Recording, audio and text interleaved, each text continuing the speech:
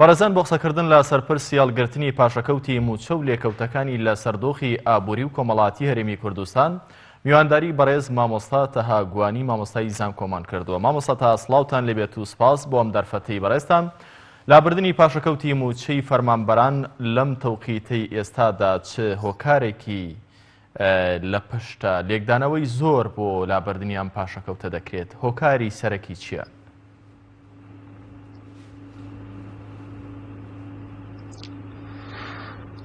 بناوی خوای گەورە، سڵاو و ڕێز بۆ ئێوەی بە ڕێز و خۆشەویست و بۆ بینەرانی کاناڵی ئاسمانی پەیام. ئەوەی کە ئاشکرایە و بە تەکید ئەوەی کە گومانی لێ ناکرێتن ئەوەیە کە ئەم پاشەکەوتە ئەگەر بمانەوێ بە باگراوندێک بگەڕێنەوە، ئایا ئەم پرۆسەیە بە پرۆسەکە بە وەکو دەڵێن بە میکانیزم یان بە پرۆسەیەکی یاسایی داچوە یان نەچوە، با قسە لەسەر ئەو بکەین لە باگراوندێک وەربگرینەوە.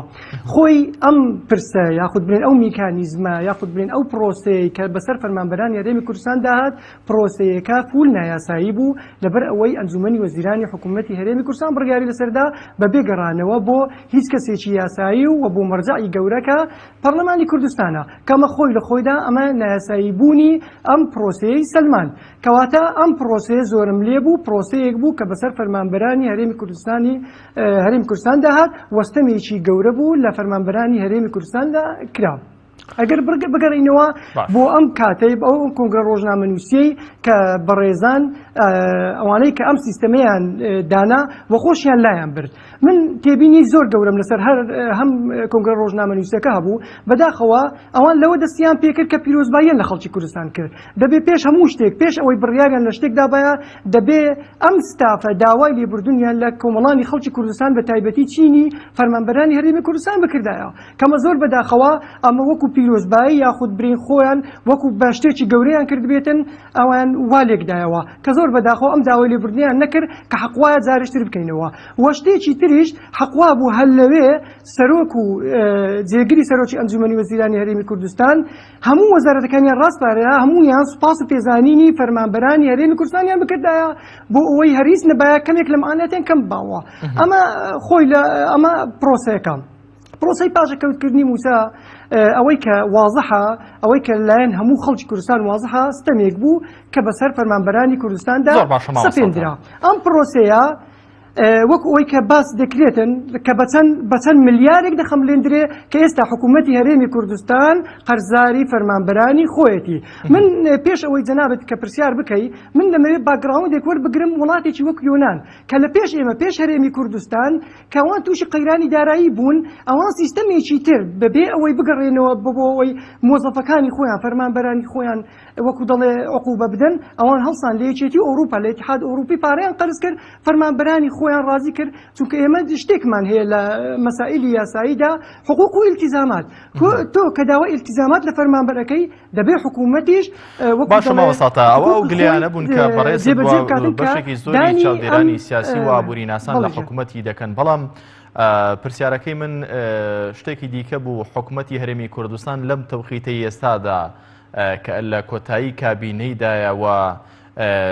گفتوگۆی پێکەنانی کابینی نوێ دەکرێت و وا بڕیارە بەپێی ئیتفاقی سیاسی کە لە نێوان لانەکان کراوە سەرۆکی حکوومەت پارچەند خولێک گۆڕانکاری بەسەردا بێت، بەڕێزێکی بێ بە سەرۆکی حکوومەت. پرسیارەکەی من ئەوە بوو لەم کاتەدا لابردنی پاشەکەوتی موچە بۆچی؟ ئایا پێشتر دەتواندرا لە پاشەکەوتی موچە لابرێت و بانقەس نەکراوە، یاخود هۆکارەکەی چیە لەم تەوقیتەدا پاشەکەوت لا دەچێت؟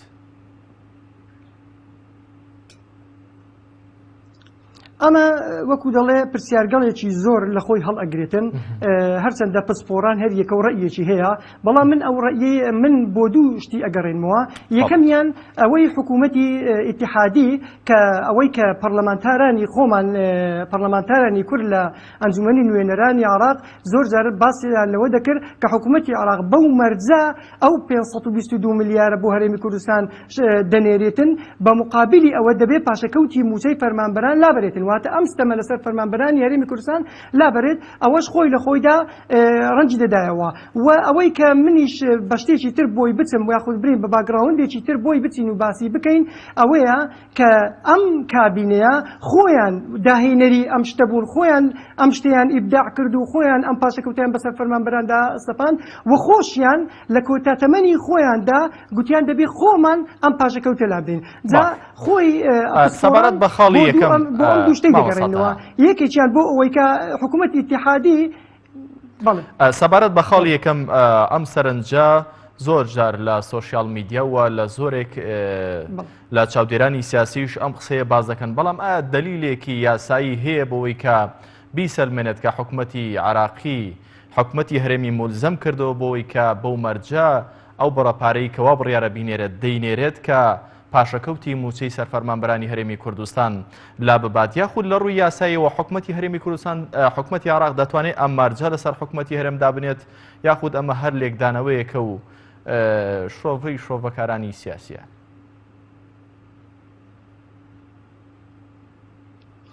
بەڵێ لە ڕووی یاساییەوە دەتوانێتن لەبەر ئەوەی ئێمە هەرێمێکین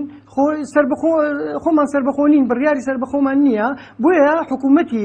ئیتیحادی دەتوانێت حکوومەتی هەرێمی کوردستان مولزەم بکاتن بەوەی لەبەر ئەوەی ئێمە کە فەرمانبەری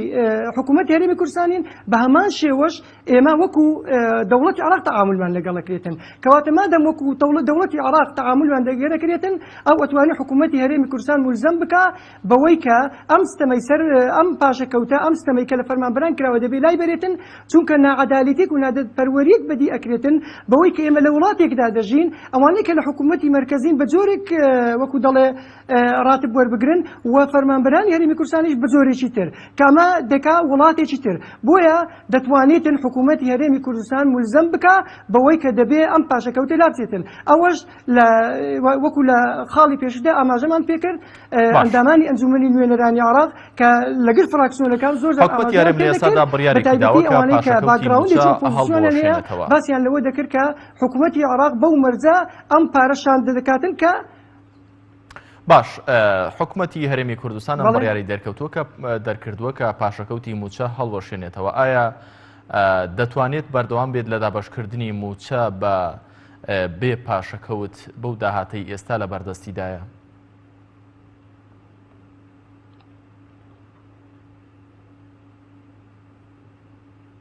بەڵێ حکوومەتی هەرێمی کوردستان ئەگەر بەو عقڵیەتی ئێستا کار بکاتن ئەگەر نەگەڕێتەوە بۆ عقڵیەتی پێشتر چونکە عقڵیەتی پێشتر بە ناوی ئابووری سربەخۆ ئەم ستەمەیان لە فەرمانبەرانی هەرێمی کوردستان کرد کە گوتیان ئێمە لە پێشدا هیچ کێشەیەکمان نەبوو نەوتی خۆمان دەفرۆش ببیل مقابل پارەمان لە بەغدا بۆ دەهات و هیچ کێشەیەکیشمان نەبوو هەموو فەرمانبەران و مەشاریعەکانیشمان هەموو پرۆژەکان وەکو خۆی جێبەجێ دەکران بەڵام ئەوانەی کە داهێنەری ئەم پرۆژەیە بوون گوتیان ئابووری سربەخۆ ئەم کارەساتی بەسەر ئێمە داهێنا ئێستاش بم شێوازە جارێکتر نابێ ئەو زوڵمە بکرێتەوە دەبێت بە هەمان شێوە ئاگدار بن کە جارێکی تر بەو شێوەی کە ئەم ستەمە لە فەرمانبەران نەکرێتەوە ئەوان ملزەم بن بەرامبەر حکوومەتی ئیتیحادی کە داوای 250,000 بەرمیل نەوتی ڕۆژانەی لە حکوومەتی هەرێمی کوردستان کردووە بچێتە سەر حسابی سۆمۆ دەبێت بەو شتە ملزەم بن ئەو جار 522 میلیارد دۆلارەکە شاندی هەرێمی کوردستان دەکرێت و یاخود دەنێرێت بۆ هەرێمی کوردستان من پێشنیار دەکەم بۆ ئەنجومەنی وەزیرانی هەرێمی کوردستان و حکوومەتی کابینەی نوێ کە جارێکی تر ئەم ستەمە قبول نکاتەوە بەو شێوە بەردەوام بی لەگەڵ حکوومەتی مەرکەزی چونکە ئێمە ئابووری سربەخۆ بەو شێوە لێهات کە ئێمە بینیمان فەرمانبەران بوونە زەحیەی سەرەکی چونکە بەرپرسان هیچیان زەحیە نەبوون ئەوەی کە بوو بە زەحیە مەشاریعی هەرێمی کوردستان بوو سیستەمی تەندروستی بوو سیستەمی پرۆسەی خوێندن بوو پرۆسەی توێژینەوە بوو بەڵێندەران بوون کە زۆربەی زۆریان مایەپووز دەرچوون و خەڵکانێکی زۆر بوو کە ڕوویان لە ئەوروپا کرد خەڵکانێکی زۆر بوو بەوەی کە ئینتیمانە بۆ وڵاتی خۆنەما بوون و فەرمانبەران بەو شێوە وەکو دڵ ئیلتیزامی خۆیان جێبەجێ نەدەکرد بۆیە ئەرچی حکوومەتی هەرێمی کوردستان ئەرچی کابینەی نوێیە کە جارێکی تر بەم سیستەمە فاشلەدا نەچێتەوە بەو شێوە بەردەوام بکە لەگەڵ حکوومەتی چەند کابینەیەکی یەک لە دوای یەک حکوومەتی هەرێمی کوردستان لە کابینەکانی ڕابردوو بڕیاری ئابووریەکی سربەخۆیدا بەڵام پرسیارەکە ئەوەیە کە ئەم لێکەوتانەی لێکەوتەوە دواتر بۆچی حکوومەت هەوڵی ئابووری سربەخۆیدا ئایا بۆ ئەوە نەبووە کە ئابووری هەرێمی کوردستان زیاتر و سیادەی هەرێمی کوردستان لە هەرێمێکەوە بۆ سیادەیەکی دیکەی ئیقلیمی نێودەوڵەتی بگۆڕێت لە ڕووی یاسایی و نێودەوڵەتیەوە. دەتوانین بڵین ئەوەی کە حکوومەت کردی ڕیسکێک بوو، مجازفەیەک بوو، بەڵام بە خراپ بەستەری داشکایەوە پلانێک بوو نەیتوانی وەکو پێوی جێبەجێ بکات.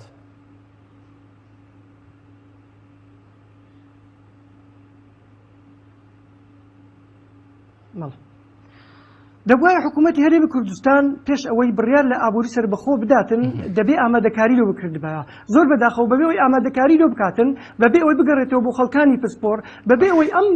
وەکو دەڵێ ئەم پرسە گەورەیە ئەم بڕیارە گەورەیە پێویستی بە چەند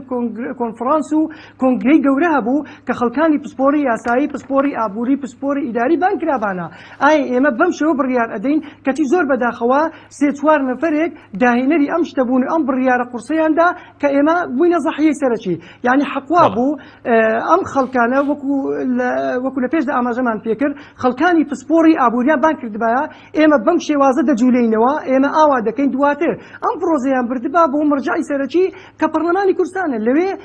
وەکو دەڵێ دەنگدانی لەسەر کرابایە ئەندامانی پەرلەمانی کوردستان وەکو دەڵێ هەموو حزبەکان لەوێ ئامادەبوونیان هەبایە ئامادەجیان هەبوایە پرس بە هەموو حزبەکان کرابایە زۆر بەداخەوە نەپرس بە حزبەکان نەپرس بە پەرلەمانی کوردستانیش کرا ئەو بڕیارە قورسەیان بەسەر خەڵکی هەرێمی کوردستان. زۆر سپاس.